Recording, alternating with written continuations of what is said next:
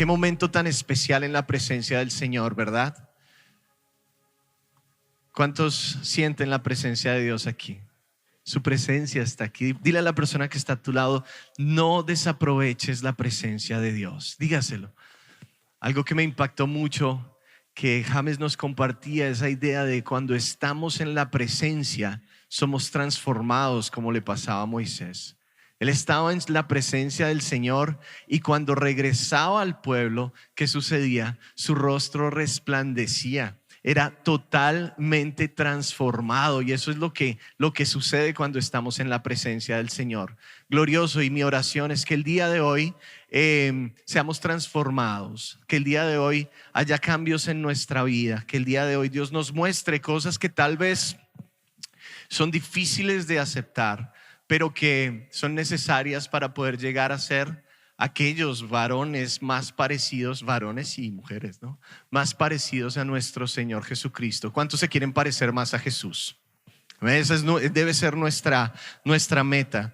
Y bueno, el día de hoy estamos contentos, alegres de poder una vez más compartir una palabra con ustedes, con la iglesia. Le damos la bienvenida también a todos aquellos que están con nosotros conectados allí a través de las redes sociales.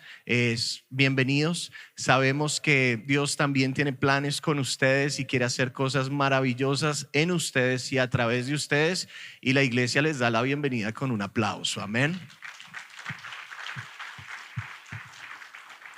Bien, primer domingo de marzo, hoy comenzamos nuestro mes de la familia. Acabamos de salir de nuestro mes de adoración y comenzamos nuestro mes de la familia. Es algo que ya llevamos varios años haciendo y que realmente ha sido de mucha bendición para todos nosotros, y estamos emocionados de lo que Dios va a hacer durante este tiempo en la iglesia, en cada una de las casas, en cada uno de los hogares, en cada uno de nosotros, porque diga conmigo, en la familia comienza todo. ¿Cuántos creen eso? Todo comienza en la familia. Y algo que el Señor nos ministraba con mi esposa, no teníamos un nombre para este mes, pero el año pasado Dios nos daba una serie, no sé si se acuerdan. El nombre de la serie era Hogar Dulce Hogar, ¿se acuerdan? Y el Señor nos ministraba que sería chévere mantener ese nombre para el mes de marzo. O sea, de la misma manera que febrero es adoración genuina, entonces el mes de marzo será Hogar Dulce Hogar. ¿Cuántos anhelan tener un hogar dulce hogar?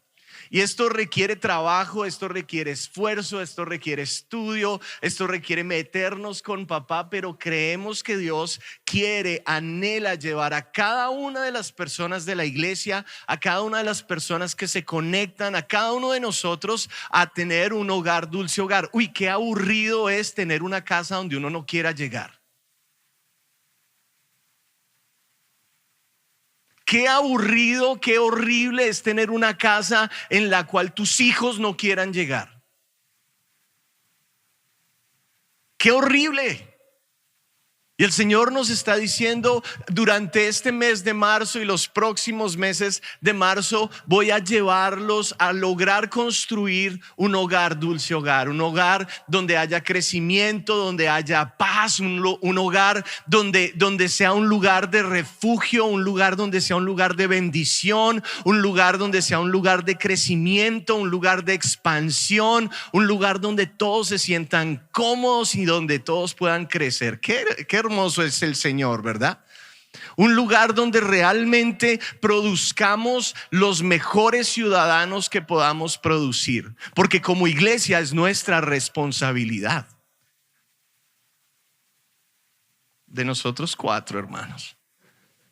Como iglesia tenemos la responsabilidad de producir los mejores ciudadanos que podamos producir. Hogar dulce hogar. Ahora, el título o más bien el tema que vamos a usar durante este mes es casas limpias. Diga conmigo, casas limpias.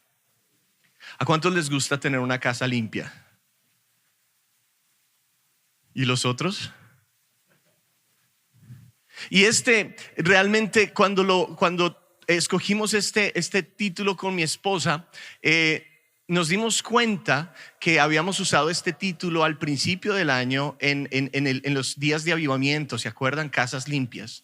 Y estaba analizando lo que hablábamos ese día y realmente esa fue como la introducción y fue solamente una charla. Y el Señor nos va a llevar a expandir un poco más sobre este tema, casas limpias. La importancia de que nuestra casa esté limpia para que Dios pueda moverse a través de nosotros, para que Dios pueda moverse a través de nuestra familia, para que Dios se pueda mover. Ahora, con eso dicho, aquí en Estados Unidos estamos entrando en la primavera. Ya se está empezando a sentir, ¿verdad? Ya se siente el calor. ¿A cuántos son de calor? Sí, y es que el frío también es otra cosa. No se puede hacer nada. Bueno, eso hay gente que le gusta y fantástico, Dios los bendiga. Los que les gusta estar metidos en la casa viendo fútbol les fascina el frío. Pero aquellos que les gusta salir al parque a jugar fútbol, entonces es mejor el calor. Bien, yo soy más de calor, aunque vengo de una tierra, Bogotá es bastante frío, no tanto como aquí, pero es frío. Pero igual estamos entrando en esta época de primavera. Ahora, durante este tiempo, muchas personas aquí en los Estados Unidos tienen una costumbre, y la costumbre es hacer algo que ellos le llaman spring cleaning. Spring cleaning es limpieza de primavera. Limpieza de primavera. ¿Alguien ha tomado esa idea? Y limpieza de primavera. ¿De qué se trata esto? Esto se trata de tomar un buen tiempo para empezar a limpiar la casa, empezar a sacar todas las cosas que ya no sirven, que no usamos, todas esas cosas en esos cuartos donde ya no cabe nada, lo empiezan a sacar para limpiar. Por eso se empiezan a ver mucho de esos yard sales, ¿verdad? Ventas de garaje y todas estas cuestiones. La gente está sacando todo eso y no lo está sacando solo por sacarlo, lo está sacando para abrir espacio. ¿Para qué? Para ir a comprar más cosas nuevas, ¿cierto? Entonces lo sacan y bueno, esa es una de las razones. Otra cosa que se hace durante este tiempo de spring cleaning, este tiempo de limpieza de primavera, es que las personas comienzan a limpiar áreas que regularmente no limpian. ¿Sí? Cuando usted limpia su casa, pero hay áreas que regularmente usted no limpia. Eso es bastante normal. Entonces en esto que las personas hacen de spring cleaning, van por esas áreas que regularmente no limpian y empiezan a limpiarlas también y dejan las casas, mire, resplandecientes. Y el Señor nos hablaba: quiero que hagan un tiempo de spring cleaning, una limpieza de primavera, primero para sacar lo que nos sirve de nuestras vidas, pero también para limpiar áreas que casi nosotros no tocamos, para limpiar áreas que regularmente nosotros no hablamos de ellas. Y el día de hoy voy a hablar de algo que regularmente no hablamos, algo que como iglesia no tocamos tanto. Y miren, iglesia, los años pasados, durante este tiempo de familia, hemos abordado temas de familia de todos los ángulos, ¿sí? Partiendo desde la idea de un núcleo familiar. Diga conmigo, núcleo familiar.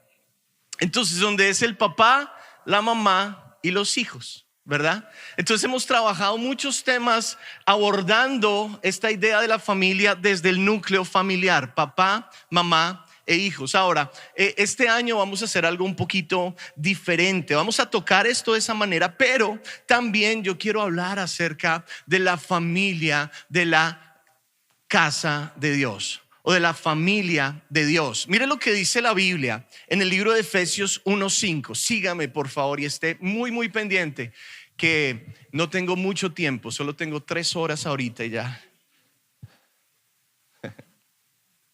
Efesios 1:5 dice de esta manera: Dios decidió de antemano adoptarnos como miembros ¿de quién?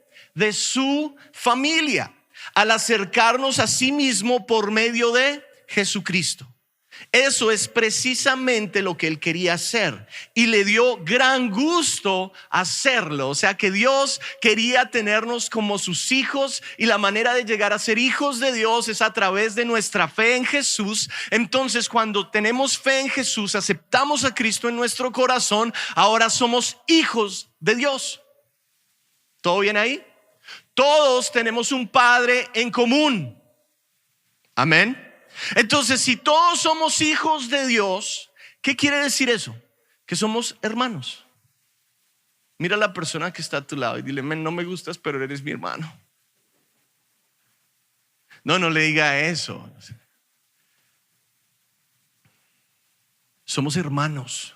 Miren el problema de mucha gente. Aman ser hijos de Dios, pero odian ser hermano del prójimo. Buscan al Señor y quieren ser hijos de Dios.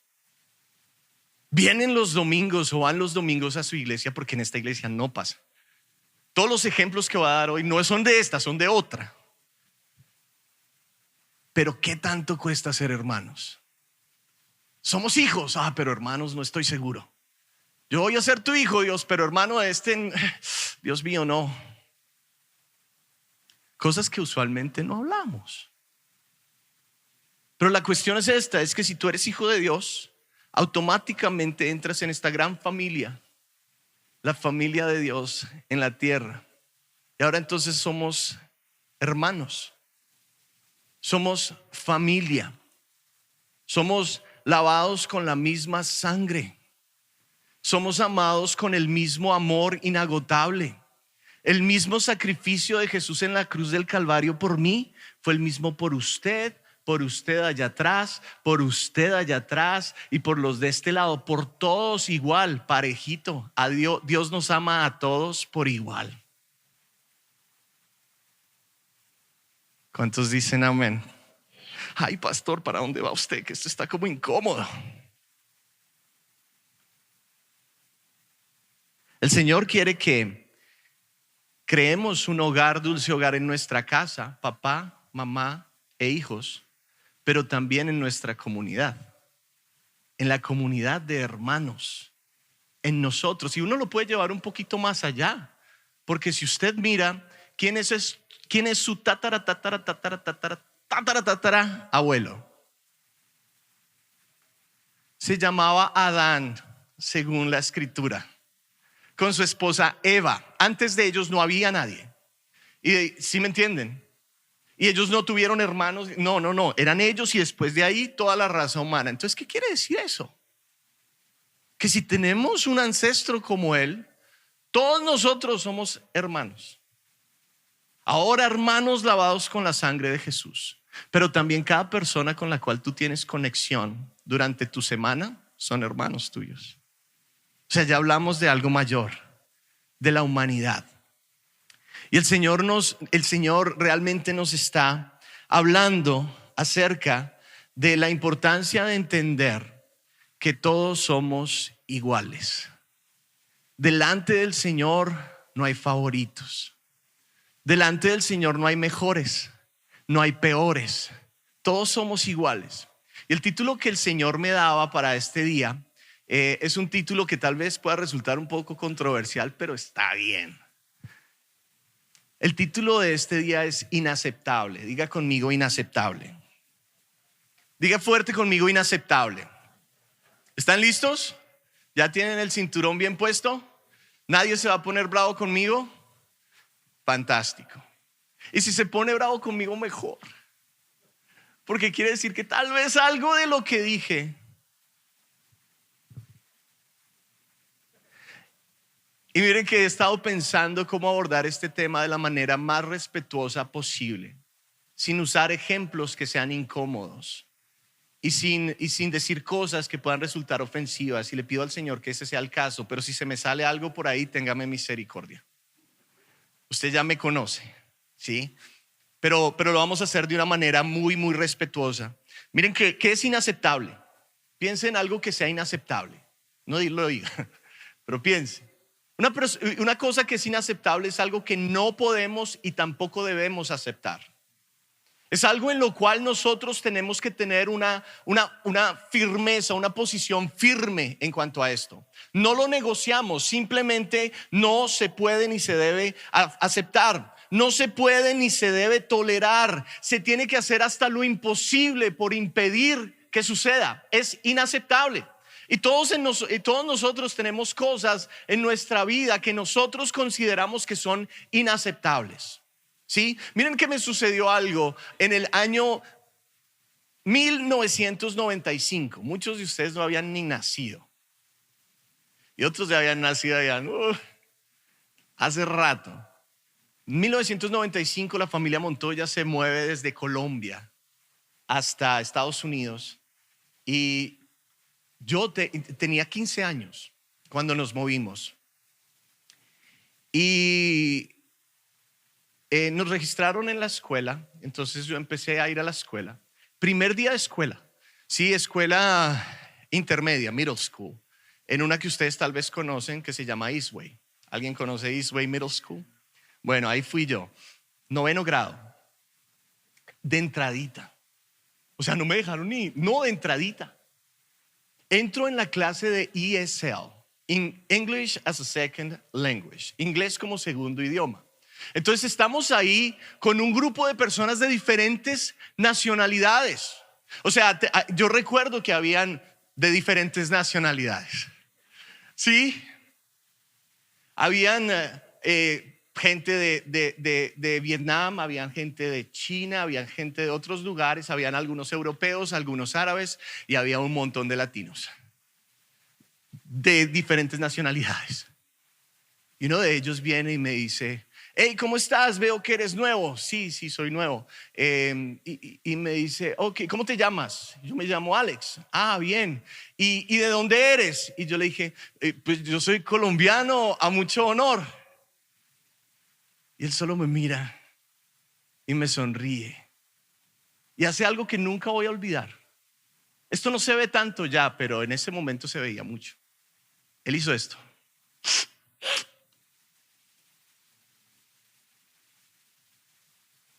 Ay, yo ya fui sano, no se preocupe. Lo vuelvo a hacer. Me hizo esto. Y me dijo, no lo puedo olvidar, me dijo: ¿tienes que me regales o me vendas? Quedé totalmente en shock. Mi primera conversación con un amigo, con un compañero de la escuela, y me dice eso. El tipo no sabía que yo era hijo de un líder de iglesia y que yo la cocaína nunca la había visto más que en televisión. Pero ya me habían etiquetado: ¡pam! Colombiano cocainero.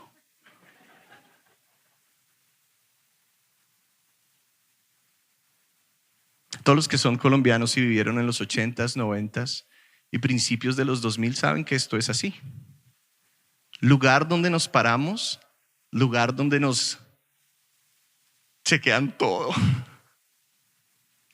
Nunca había sentido en mi vida, nunca, el ser discriminado. Nunca me había sentido discriminado en mi país. Y llegué a este lugar, en esa escuela, y me sentí discriminado en una forma horrible. Entonces la gente me miraba como que yo les iba a ir a vender algo. Terrible. Yo quiero hacerte una pregunta. ¿Alguna vez te has sentido discriminado? Y esta pregunta, si la hago en otro país, muy probablemente no. Pero al hacerla aquí en una comunidad inmigrante, hay un muy buen chance de que cada uno de los que estemos aquí, o la mayoría, hayamos vivido la discriminación en alguna forma, en algún momento de nuestra vida en este país. Discriminado, ya sea por tu nacionalidad, ya sea por tu raza, ya sea por tu color de piel, ya sea por tu estatus social, ya sea por tus creencias, ya sea por tu apariencia, lo gordito, lo flaquito, lo alto, lo chiquito, lo calvo, lo peludo. ¿Alguien se ha sentido discriminado aquí en algún momento? ¿Alguien se está sintiendo hoy discriminado? Déjeme cambiar la pregunta. ¿Alguna vez tú has discriminado a alguien?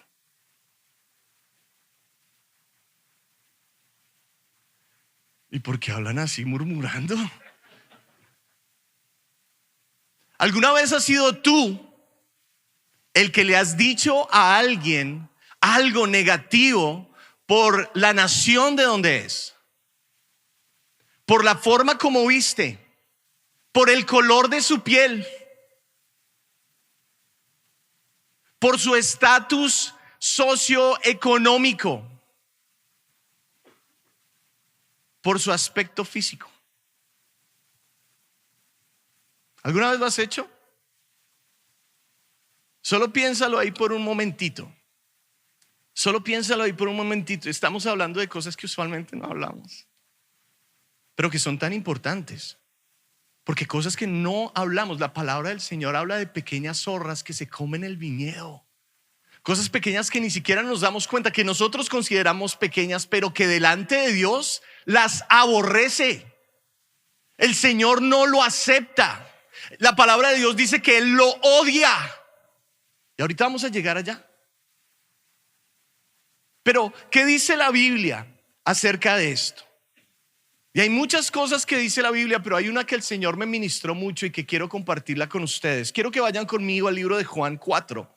Y vamos a leer una palabra ahí que yo la he escuchado predicada miles de veces, pero el Señor me la mostraba en una forma diferente el día de hoy.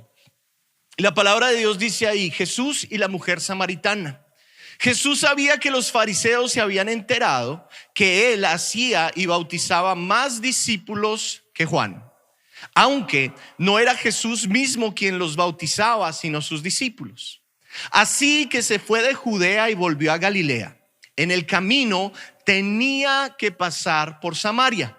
Entonces llegó a una aldea samaritana llamada Sicar, cerca del campo que Jacob le dio a su hijo José. Allí estaba el pozo de Jacob, y Jesús, cansado por la larga caminata, se sentó junto al pozo cerca del mediodía. Poco después llegó una mujer samaritana a sacar agua, y Jesús le dijo: por favor, dame un poco de agua para beber. Él estaba solo en ese momento porque sus discípulos habían ido a la aldea a comprar algo de comer. La mujer se sorprendió, ya que los judíos rechazan todo trato con los samaritanos. Entonces le dijo a Jesús: usted es judío y yo soy una mujer samaritana. ¿Por qué me pide agua para beber? Jesús le contestó: si tan solo supieras el regalo que Dios tiene para ti y con quién estás hablando, tú me pedirías a mí y yo te daría agua viva. Una historia fascinante, que yo sé que todos hemos escuchado muchísimas, múltiples enseñanzas acerca de esto. Vemos a Jesús, dice la Biblia que él empieza a escuchar que los fariseos se enteran que él está ganando más personas y bautizando más personas que Juan, aunque no era él el que bautizaba, sino sus discípulos, dice literalmente la Biblia. Entonces él decidió no tener una confrontación, no era el momento de confrontar. Entonces él empezó a moverse del lugar donde estaba y empieza a moverse de Judea a Galilea, dice la palabra. Para esto era necesario pasar por Samaria. Ustedes saben, a mí me gusta mostrar muchas cosas, me fascina la geografía y me fascina la historia. Y yo quiero mostrarles un mapa rapidito, ¿sí? Este mapa. Entonces, vemos a Jesús que está en Judea. Y él está predicando y le sucede esta situación y empieza a moverse, y ahora dice la Biblia que va para Galilea. Y si usted mira, entonces definitivamente tenía que pasar ¿por dónde? ¿Era inevitable? No tenía que hacerlo. Porque de hecho ellos tenían toda la gente de Israel, con esta gente tenían unos problemas tan profundos, tan enraigados, que muchos de los judíos que tenían que viajar desde Judea o cualquier área del sur hacia Galilea, preferían, en vez de ir por la ruta más recta, preferían pasar el río y dar la vuelta.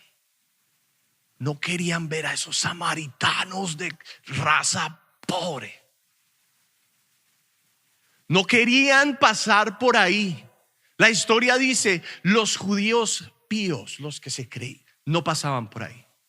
Preferían caminar más que pasar por ahí. Pero Jesús hizo algo diferente. Increíble. Dice la Biblia que Él entró ahí, entró a Samaria y llegó a una aldea llamada Sicar. Una aldea llamada Sicar. Voy a mostrarla rapidito. Sicar está aquí. Viene subiendo y se para en Sicar, al lado de un pozo, el pozo de Jacob. Dice la Biblia que él se sienta allí a descansar. Sicar, la palabra sicar significa borracho, pero también significa falsedad, mentira, engaño. Entonces se sienta ahí y ahí se sentó a esperar. Y aquí viene la parte que yo quiero resaltar en esa historia. Vamos al versículo 7, rapidito, por favor. Versículo 7. Dice, poco después llegó una mujer samaritana a sacar agua y le dijo, por favor, dame un poco de agua para beber. Él estaba solo en ese momento porque sus discípulos habían ido a la aldea a comprar algo para comer. Versículo 9. La mujer se sorprendió ya que los judíos rechazan todo trato con los samaritanos. Entonces le dijo a Jesús, usted es judío y yo soy mujer samaritana. ¿Por qué me pide agua para beber? Jesús le pide agua a esta mujer y hace una conexión con ella. Él la ve y hace una conexión con esta mujer al conversar con ella, algo que era totalmente repudiado por los judíos. Miren que hay dos cosas que me llaman la atención. Esta mujer se sorprende a tal manera. ¿Por qué? Porque usted es judío y yo soy una mujer samaritana. Aquí hay cosas que estamos rompiendo algunas reglas. No sé si te diste cuenta, Jesús, pero está rompiendo algunas leyes. Las más visibles, dos. La primera era una mujer. Un rabino, un maestro de la palabra, Jesús, no podía ser visto en público hablando con una mujer. Si el rabino era casado, ni siquiera con su esposa. Todo era por texto.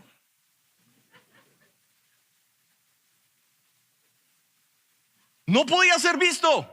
No podían verlo.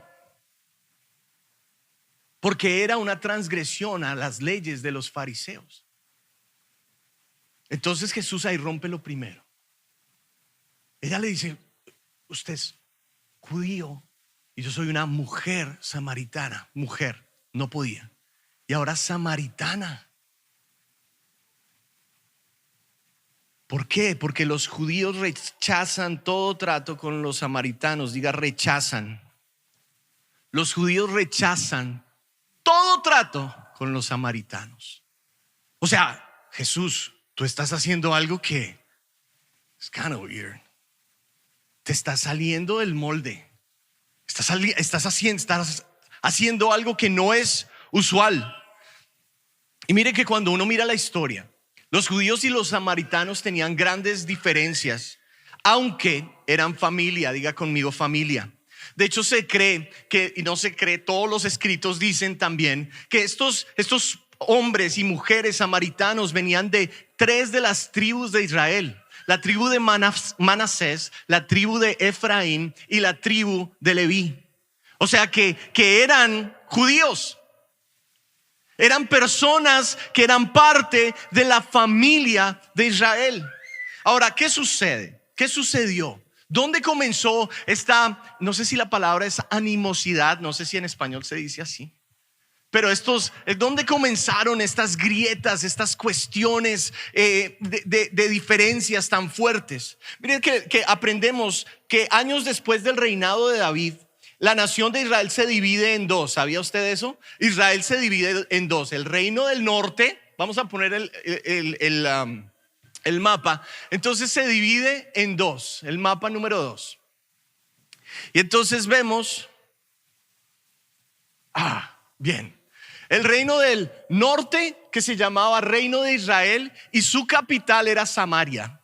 Y el reino del sur, que era el reino de Judá, y su capital era Jerusalén. Entonces se dividen después de una guerra, una guerra ahí civil, y se dividen. Y empiezan los dos a tratar de crecer, ¿sí? Y empiezan los dos a alejarse más de Dios. Y empiezan los dos a hacer cosas que a Dios no le agradaban. Entonces Dios los entrega a sus enemigos. El primero en caer es el reino del norte. ¿Sí? El reino del norte, vienen los asirios y lo destruyen por completo, y la palabra dice que sacaron miles de personas de sus casas. Estas personas fueron desterrados, fueron deportados a Siria. Eso está en Segunda de Reyes 17, si usted quiere leerlo, no ahorita, pero en la casa. ¿Sí? Y la palabra de Dios dice que este rey de Asiria sacó toda esta gente de ahí. Los sacó con violencia, los desterró, pero no quería que esas áreas quedaran vacías. Dejó algunas personas, las menos llamativas, los pobres. Dejó gente que él no quería en Asiria, los dejaron ahí. Pero él que necesitaba más población, entonces ¿qué hizo? Empezó a transportar personas de Babilonia y de un montón de diferentes pueblos a este lugar. Esto causó algo. Y esto causó una mezcla entre los nativos de ahí, todos estos judíos, y todas estas personas de afuera. Y esa mezcla racial también trajo una mezcla de religión. Entonces ya no solamente adoraban al Señor, porque la palabra de Dios dice que trajeron un sacerdote para que ayudara a todas estas personas a buscar al Señor. Pero dice la palabra que ellos buscaban al Señor, pero también tenían un montón de ritos de los otros. O sea, no solamente fueron racialmente mezclados, sino que su religión también fue mezclada. Dice la palabra que años después, más o menos 200 años después, cae el reino del sur. Y el reino del sur cae bajo las manos de los babilonios. Dice la Biblia que también los destierran, los sacan de sus casas y los llevan a Babilonia. Ellos están ahí 70 años. Y cuando ellos regresan a todo destruido. Y tienen la idea de empezar a reconstruir. ¿Todos me siguen?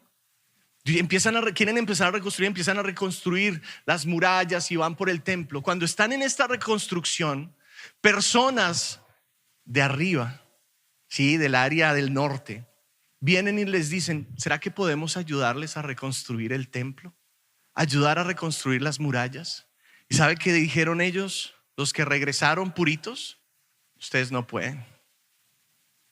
Ustedes no pueden porque ustedes son una raza inferior. Porque ustedes no son como nosotros. Porque ustedes son diferentes. Somos hermanos, pero no medio hermanos, que quede eso claro. La palabra de Dios dice que esto llevó a este grupo de samaritanos a tener un odio contra la gente de Israel increíble. A tal punto que ellos, ok, entonces ustedes van a hacer un templo, nosotros también. Lo vamos a hacer en nuestra capital, ¿sí? Y la capital de ellos era en Samaria, y lo van a hacer, en un monte que se llamaba el monte de Gerizim.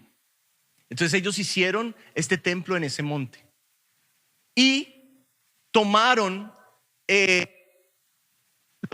los 5 libros de la Biblia que nosotros conocemos, la Torah, el Pentateuco, y a través de eso desarrollaron una religión, pero también con un montón de mezclas por todos lados. Empezaron de esa manera a adorar a otros dioses, adorar a Dios. O sea, era una mezcla completa. ¿Por qué? Porque no los dejaron ser parte de la reconstrucción del templo en Jerusalén. Y empiezan a tener estos choques terribles.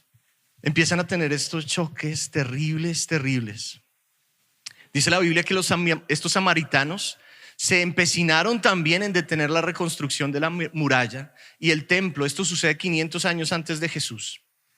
Y en el tiempo de Jesús, miren, 500 años después, Estas personas de Samaria eran consideradas como gente de segunda clase. Eran considerados como medio judíos. No eran judíos, eran medio judíos. De hecho, la palabra samaritano se usaba en una manera despectiva. O sea, que le dijeran a un judío que era samaritano era una ofensa. Al mismo Jesús en una ocasión, para ofenderlo, ¿saben qué le dijeron? Le dijeron: tú eres un samaritano endemoniado. Le dijeron a Jesús. Si usted no lo cree, búsquelo. Búsquelo ahí en Google, no ahorita, pero búsquelo. Eran unas personas que habían sido altamente discriminadas, despreciados específicamente por su raza. Todo comenzó ahí. Porque no eran totalmente puros. Todo comenzó ahí, aunque eran familia. ¿Ustedes pueden ver lo que Jesús está haciendo? Cuando se encuentra con esta mujer, se encuentra en Samaria con esta mujer samaritana. Miren todos esos años de historia que les acabo de dar en 5 o 10 minutos. Pero Jesús le importaba más esta persona que todos esos años de historia, que todos esos años de complique, de guerra, que todos esos años de hablar mal, que todos esos años de hacer sentir las personas mal, que todos esos años Jesús tenía un propósito mayor. Y el propósito mayor era romper, diga conmigo, romper toda pared de segregación. Yo no sé si usted había visto esto antes en la historia de la mujer samaritana, pero es increíble. Miren que nosotros sabemos que Jesús vino, dice la Biblia, que él mismo dijo: el reino de Dios se ha acercado. Y el mayor representante del reino de Dios es Jesús. Amén. Entonces Jesús, a través de su enseñanza y sus acciones, nos viene a mostrar lo que es aceptable en el reino. Y a través de sus enseñanzas y lo que modeló, nos viene a enseñar lo que es inaceptable en el reino. Y para el reino, hacer acepción de personas es inaceptable. Ustedes no me escucharon. En el reino, hacer acepción de personas es inaceptable. Dile a la persona que está a tu lado: inaceptable. Y si en el reino es inaceptable, en el cielo es inaceptable, porque Jesús lo mostró, aquí en la tierra también es inaceptable. Quiero que vayas conmigo, Romanos 2:11.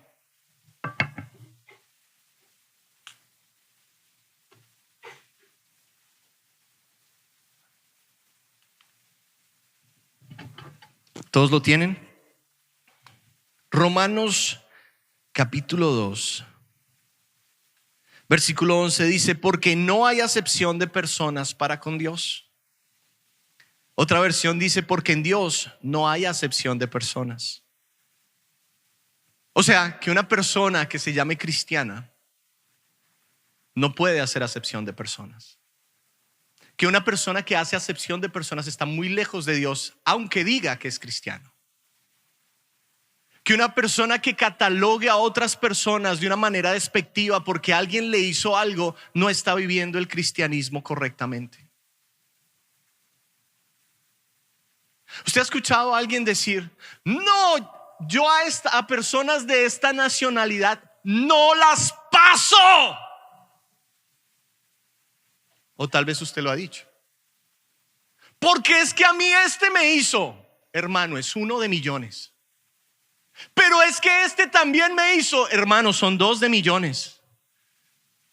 Pero es que este otro también me hizo. Son 3 de millones.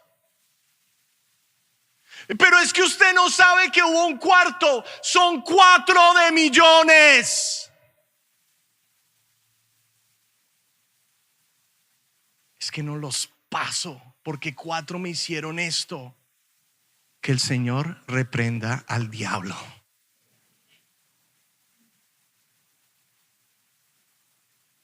Que yo no con esta persona porque esta persona es de un color diferente al mío.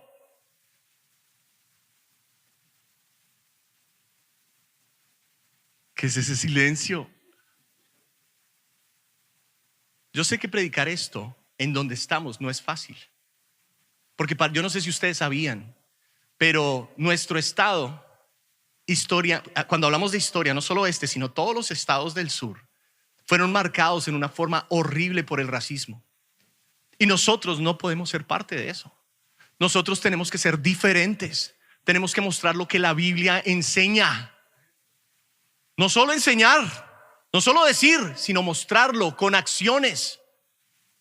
Que porque es diferente el color, que porque es diferente, que porque estos hacen y estos no. No, uno de muchos, 2 de millones, 3, 20 de millones.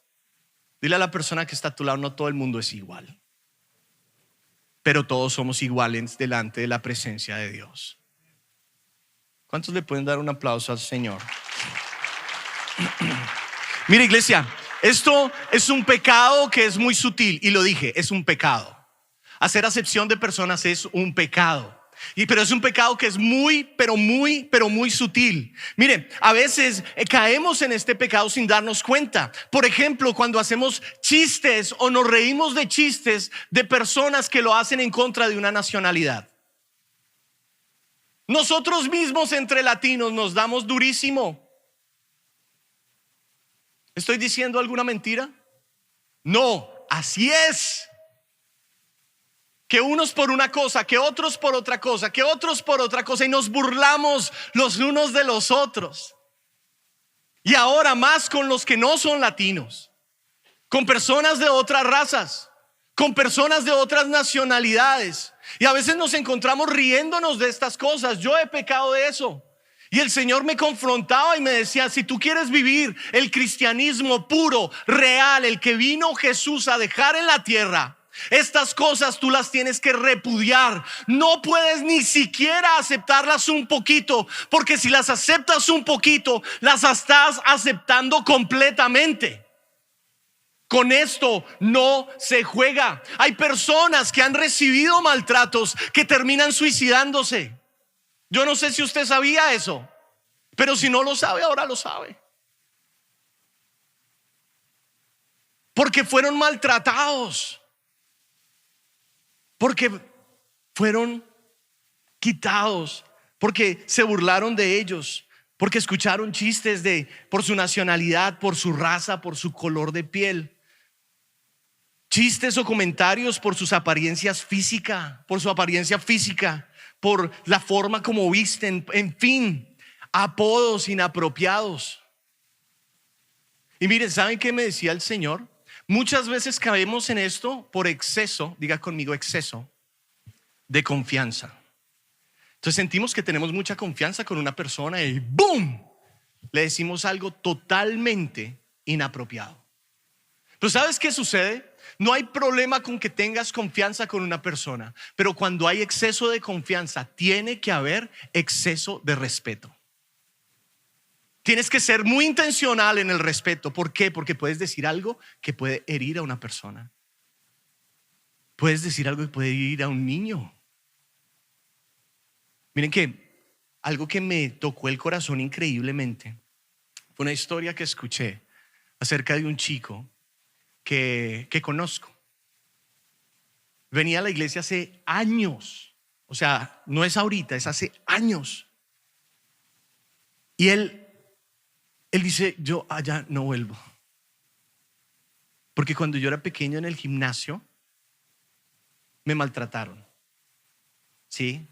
O sea, no hubo un buen trato hacia él. Y nunca lo pude superar. Nunca lo pude superar. Y ahora está, quién sabe en dónde. Debe tener como 30 años, por ahí, más o menos. O sea, estoy hablando de muchos años atrás. Porque alguien no se pudo controlar. Porque alguien en su casa no fue enseñado a lo que realmente la Biblia dice acerca de hacer acepción de personas, de racismo. de discriminación. El Señor quiere cambiar cosas en nuestra vida. ¿Cuántos lo creen? La historia de la mujer samaritana es una donde vemos a Jesús modelar algo, y es que en Él no hay diferencias, que Él no hace diferencias. Cuando miramos la palabra acepción de personas, de ella se derivan otras que quiero tocarlas rapidito para terminar. La primera es la discriminación, que ya la toqué, que es el trato diferente y perjudicial que se da a una persona por motivos de raza, sexo, ideas políticas, religión, etc. El racismo, que es la ideología que defiende la superioridad de un grupo étnico frente a los demás y justifica su explotación económica, la segregación social o la destrucción física. Y después hay otro que es como el más conocido, el que más se está viendo ahorita, que es el bullying o el matoneo, que se denomina actos que se realizan de manera repetida y sistemática con el objetivo de humillar, de maltratar, de amenazar, de discriminar, de excluir, de despreciar, de golpear, de señalar, desprestigiar, ridiculizar a alguien que es indefenso y que en medio del pánico, el silencio, la intimidación e inclusive el terror recibe el maltrato sin defenderse. Pero ¿saben lo triste de esto? Es que estas personas reciben el maltrato, pero no lo sueltan. Queda eso adentro y eso empieza a dar un fruto. Y los frutos que estos maltratos dan no son buenos. Yo quiero decirles, iglesia, que uno en este aspecto tiene que tener convicciones claras y tiene que ser firme.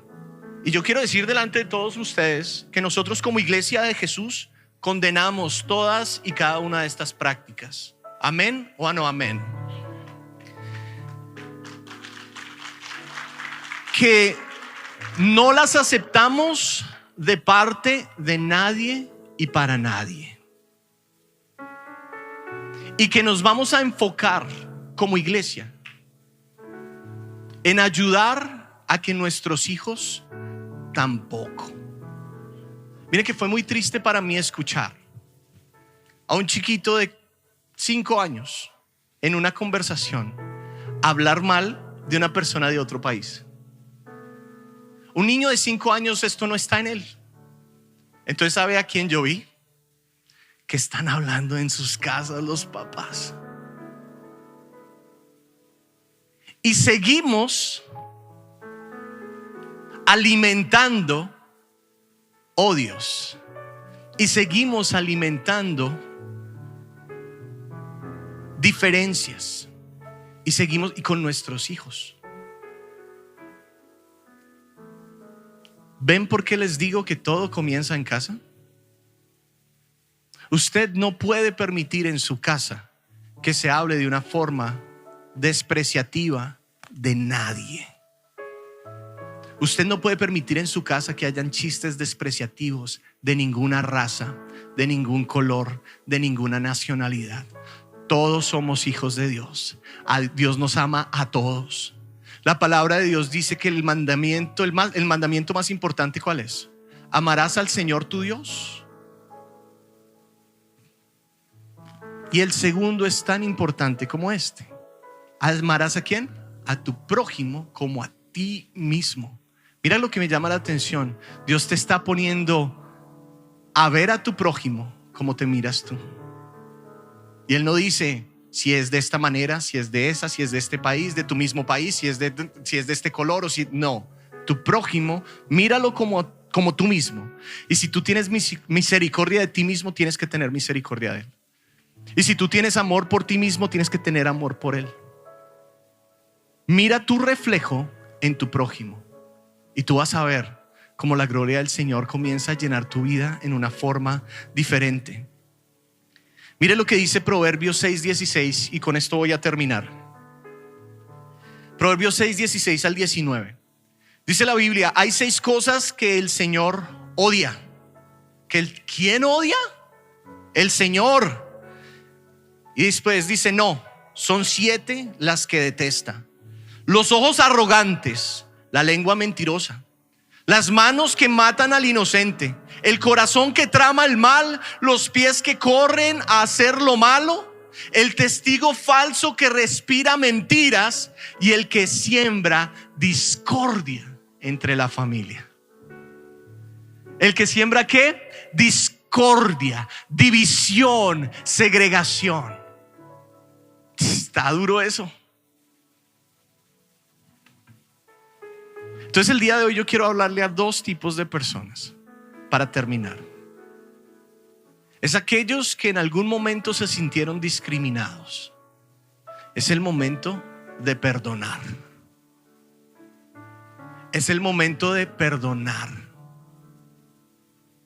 El rencor al único que le hace daño es a uno.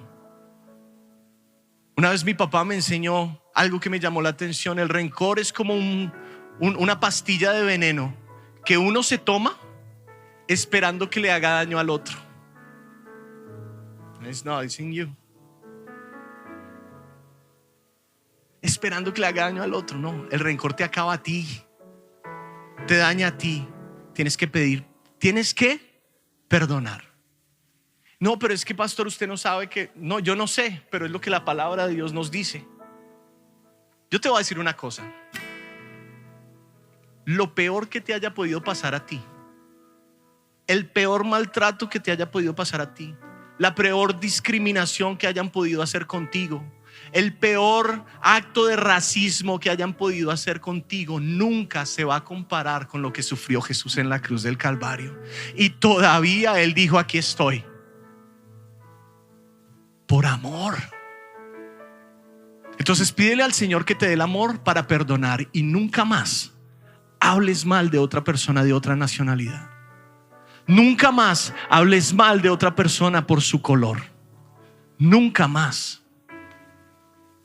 Nunca más hagas apodos inapropiados. Nunca más. Diga conmigo, nunca más. Porque eso es inaceptable. ¿Es qué? Inaceptable. ¿Cuántos han recibido la palabra en esta mañana? Iglesia, te pido que te pongas de pie. Y ahí donde estás, dije que era para dos personas, ¿verdad? La primera, la que ha recibido esta discriminación de diferentes maneras. La segunda es aquel que ha discriminado. Si tú sabes que en tu vocabulario hay palabras en contra de una nacionalidad, arrepiéntete.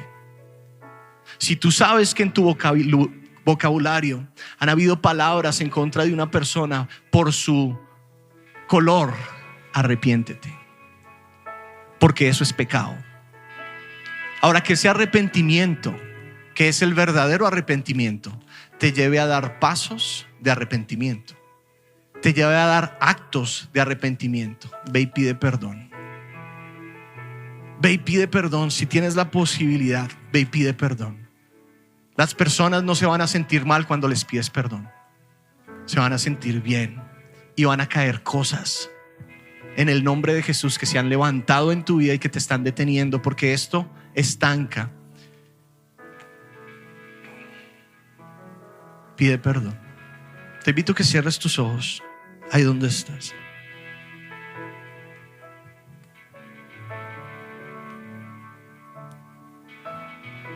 Dios de los cielos, en esta mañana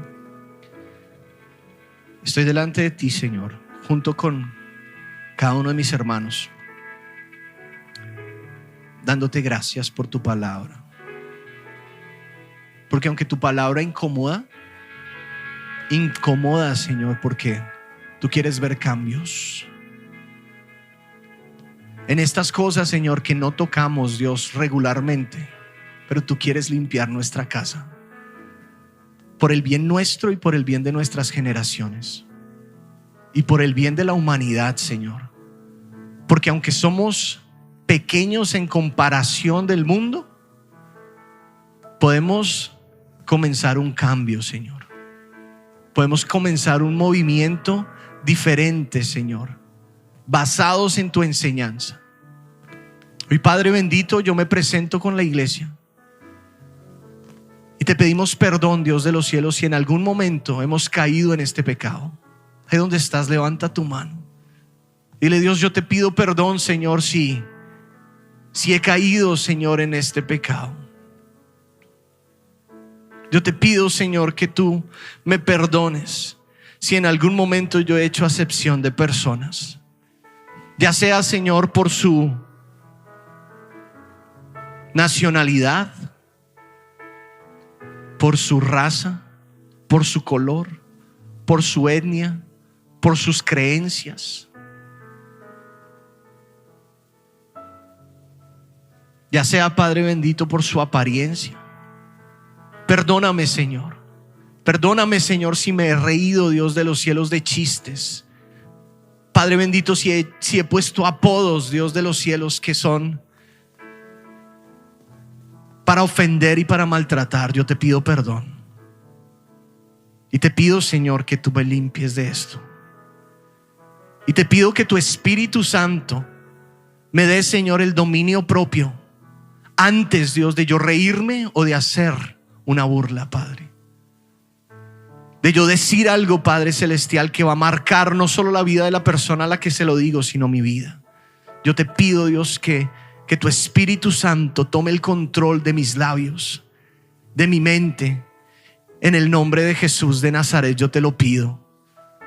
Y ahora, Padre celestial, yo te presento a aquellos que han sido en algún momento, Dios, que han experimentado, Padre bendito, en algún momento el desprecio, que han experimentado, Dios de los cielos, en algún momento, Dios, la discriminación. Yo te pido, Señor, que tú seas sanando los corazones hoy. Y yo te pido, Padre, que los lleves en el nombre de Jesús de Nazaret a tener un genuino perdón hacia aquellos que han sido agresores. Y que nos ayudes a amar a todos, Señor, como tu palabra dice.